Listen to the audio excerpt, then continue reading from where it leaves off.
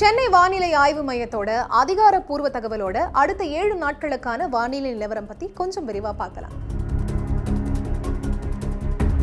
கிழக்கு திசை காற்றின் வேக மாறுபாடு காரணமா நாளைய தினம் தென் தமிழகத்துல ஓரிரு இடங்கள்ல லேசானது முதல் மிதமான மழை பெய்யக்கூடும்.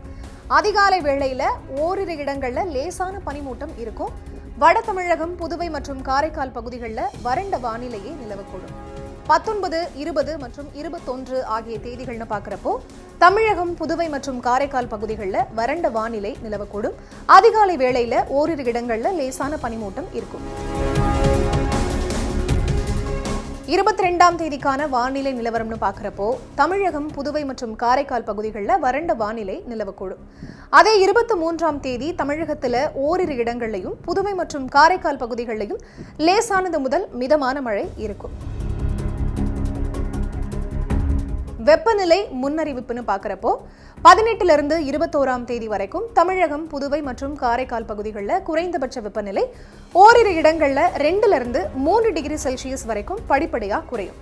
சென்னை மற்றும் புறநகர் பகுதிகளுக்கான வானிலை முன்னறிவிப்புன்னு பார்க்குறப்போ நாளைய தினம் வானம் ஓரளவு மேகமூட்டத்தோடு காணப்படும். அதிகாலை வேளையில ஓரிரு இடங்களில் லேசான பனிமூட்டம் இருக்கும். அதிகபட்ச வெப்பநிலை 30 டிகிரி செல்சியஸ் ஒட்டியும் குறைந்தபட்ச வெப்பநிலை 22 to 23 டிகிரி செல்சியஸ் ஒட்டியும் இருக்கக்கூடும்.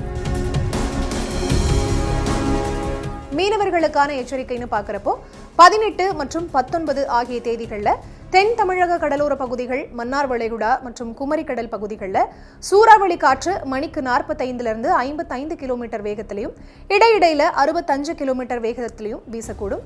இந்த தேதிகளில் மேற்குறிப்பிட்ட இடங்களுக்கு மீனவர்கள் மீன்பிடிக்க வேண்டாம்னு அறிவுறுத்தப்பட்டிருக்கு. 20 மற்றும் 21 ஆகிய தேதிகளில் எச்சரிக்கை எதுவும் இல்லை.